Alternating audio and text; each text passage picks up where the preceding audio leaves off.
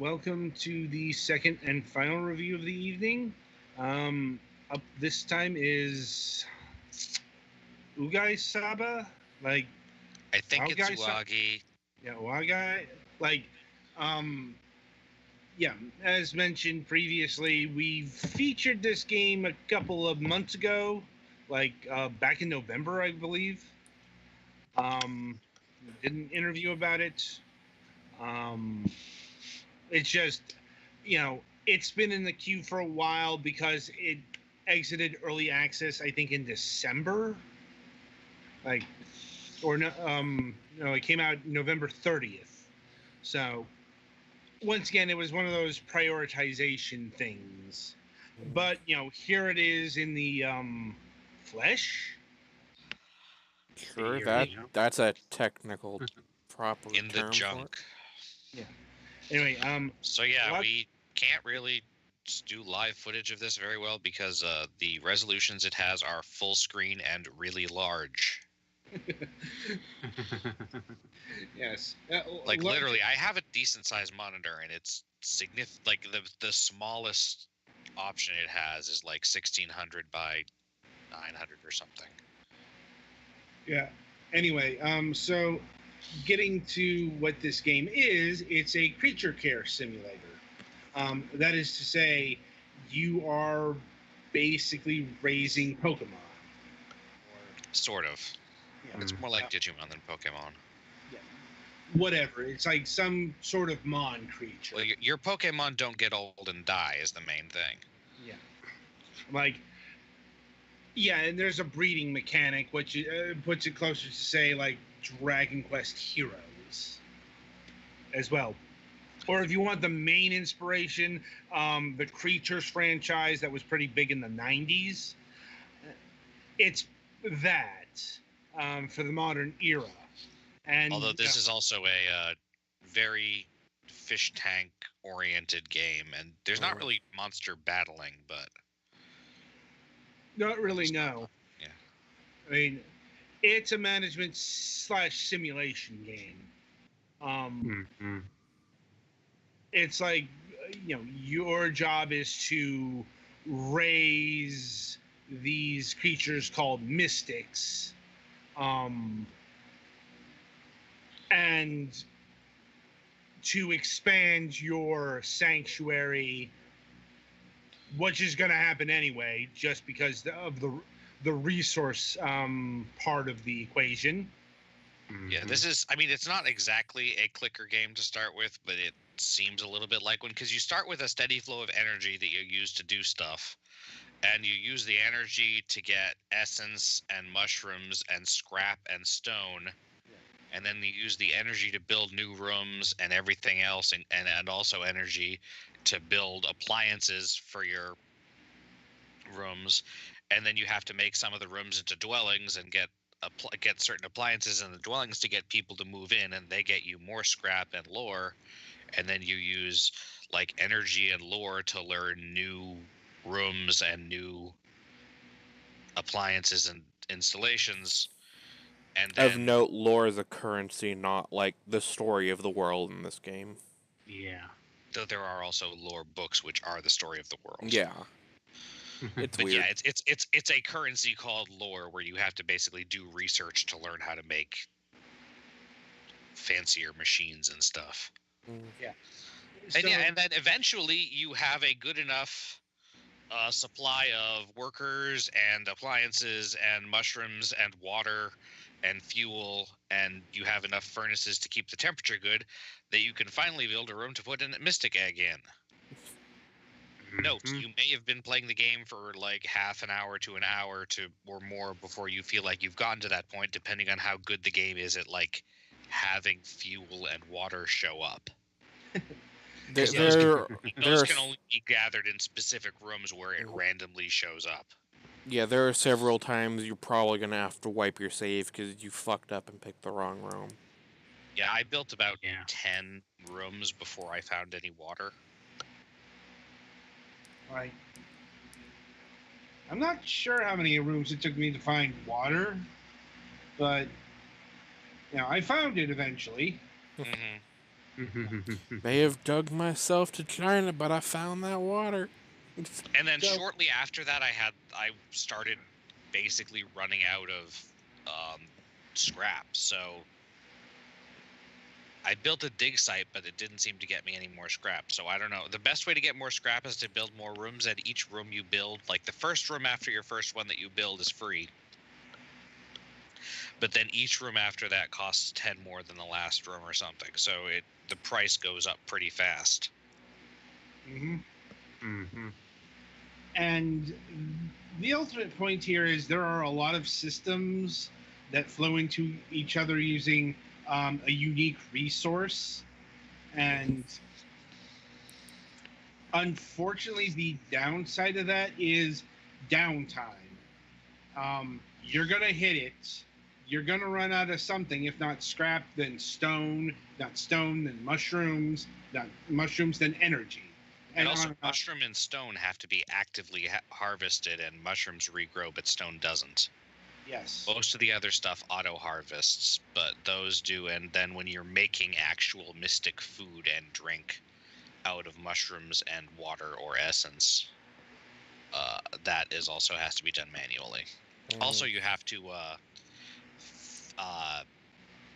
put fuel in the furnaces manually, and if you don't do that, it'll get cold, and then all of your dudes will leave. Yes, because they will get uncomfortable. So it's not fully automated, just to keep you awake. That's my guess. Because a lot of this is very automated, and it's like outside of keeping an eye on like the temperature. Yeah, it's already pretty close to being a game you can just run in the background. Yeah, especially when you're trying to hatch the egg. But like when it comes to the egg, temperature is the prime thing you have to keep an eye on. Because if it gets like too cold or too hot, the egg will die, and you have to start again. This is very much a game to have like running on a second monitor while you're doing something else. Yeah. Although it might only want to open on your first monitor, because if there's a way to make it switch to another monitor in a multi-monitor setup, I can't find it. Although I guess if you have huge monitors, it's fine. Sorry, I'm still a little bit grumpy about that. I really don't like games that are full screen, but when I tried to make it windowed, it was literally so big. It was bigger than either of my two monitors, and it didn't want to go into windowed mode in such a way that I could actually grab the bar at the top and move it. So, I mean, it did after like 3 times of going in and out of full screen mode, but yeah. Also, the controls are kind of an awkward mix of stuff you can do with a mouse and stuff that you can pretty much only do with the key. Like you can scroll by clicking with your middle mouse button and dragging to move between different rooms, and you zoom in and out with the scroll wheel. But it's much easier to use WASD to move around the to see different parts of your thing, and no arrow keys don't work. Yeah, and I don't think there was a way to change that. Yeah. I didn't see any key configuration, no. The game does not have a whole lot of customization available. I mean, no, it does not. Stuff. Well, and I think a lot of the assets look to be close to hand-drawn if they're, not already hand-drawn. Yeah, and it looks really nice, and the music is reasonably soothing, although slightly nap-inducing. Music's great chill. It can be a little bit unnerving sometimes, but not that bad. Yeah. So, kind of been dancing around the central issue of Uagi-Saba here, and that is, at the end of the day, it's rather boring and dull. Yeah, unless you're really into tweaking things in a management situation, there's not a whole lot to grab your interest here. Yeah, there are a lot of like interesting subsystems going on in the background. It's just they're in the background. Mm-hmm. And like the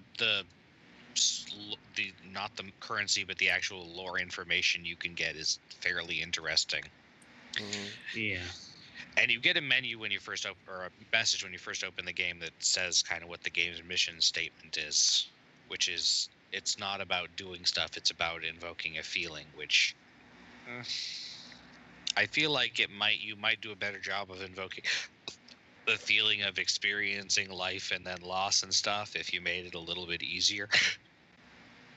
Excuse me, if you made it a little bit easier to get to the point where we're actually raising monsters. Instead of trying to get dudes to move into your settlement so you can get scrap at a faster rate. Because when you get a native into your thing, you can tell them to be a lore master or an engineer, and there may be other choices later. And the lore master gives you a steady, slow supply of lore points, and the engineer gives you a steady, slow supply of scrap.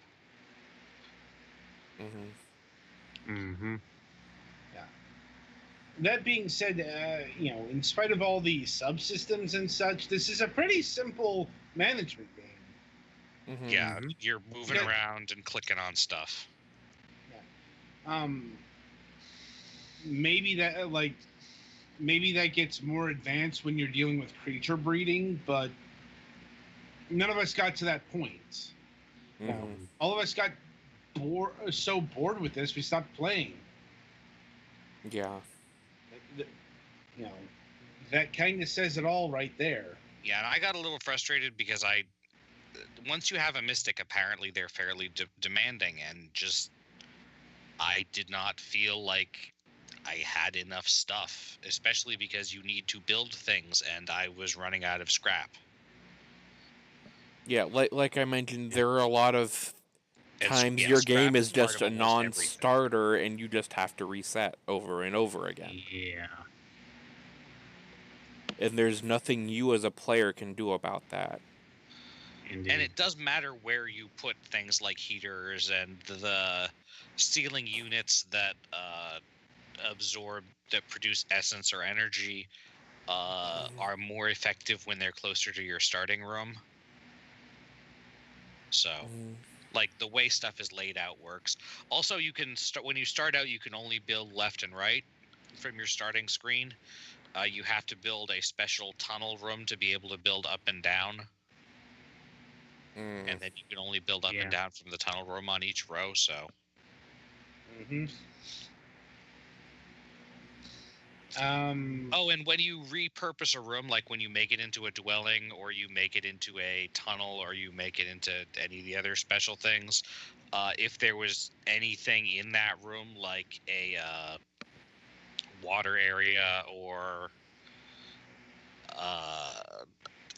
I didn't actually test it with any of the smog vents, because the smog vents will like kill your dudes if you have them too close, but if you have enough stuff you can cap them, and that's the main way you get fuel. I didn't do it with any of those, but like if you repurpose a room, everything that's in the room gets wiped. So. Right then. So pricing. Uagi-Saba here clocks in at $15. Well, $14.99. The art book bundle at $16.18, and the digital art book is available for $2.99. Going to say it right now. Not really recommended at any price. Well, it's like if you need something. I wouldn't say it's not recommend. Like, know what you're getting into, and the aesthetic is nice, but don't go into this if you're looking for excitement. For like, if it comes down to like $5 and you're just looking for something to have on another monitor instead of just like a boring like aquarium game or whatever, this would be a whole lot more interesting. I might even recommend the art book as a standalone thing because the art style is pretty neat, but. Yeah, it is. Yeah. I suppose. There is some value here, just 15 is a little much. Yeah. Just don't be expecting this to be, engaging Mhm. 100%. All right. Right. So I suppose that is our review of Uagi-Saba. Like, um, ultimately, it's technically proficient, but really bland and dull. Mhm. Um, Unfortunate, but sometimes that happens. Anyway, so that'll do it for the Fragments of Silicon reviews for the week. And coming up ahead, uh, no, nothing happening on Tuesday this week. Well, Uh, official show related. well, Nothing official show related, but I am going to be probably streaming a lot of Kingdom Hearts. right. I'm just saying, like in terms of an interview Mhm. at the the usual morning time. Not happening this week. Been having some trouble getting European guests. Sometimes that happens. Yeah, it's one of those things that especially happens, ending slash beginning of a year, Yeah. around big events. Anyway, on Wednesday, January 30th, we will be having Ryan Roth of Blue Manchu on the program. So this is interesting, Like a cross because between Blue Man Group and Fu Manchu. possibly, but more to the point. So, if I'm recalling correctly, I think this is the first time this has ever happened. We have actually had Ryan Roth on the program before. Um, he was on the Kit Fox interview, as he did the music for Moon Hunters. Which is a game that had good music. And we talked about the what was that, Super Joy Sound. He's done the music for a lot of games, and he's going to be here to talk about the upcoming project Void Bastards. Yes, that is the actual name of this. If you recall, this was announced at, I believe, the X19 show. Like, I think this was like the big like game announcement from that particular event, and it's pretty hotly anticipated from what I remember. And if I'm recalling from the email between Ryan and I, he is doing more than music on this one. Like, I think he's doing actual design. I'll be sure to refresh my brain on that. But Void Bastards is a first-person shooter that that is like, I think it's going for a strategy vibe from what I've seen so far. Like, I'm not exactly sure how that's working. Like, it's something to bring up in the interview, I suppose. Mm-hmm. So, still, I've been looking forward to this one. This game has piqued my interest since I saw it. Not just because of what it's doing with the FPS genre, but also it's got a nifty visual style. And they've already sent us quite a bit of footage. So, yeah, that is what is happening this week. And until Wednesday, I shall wish you good gaming.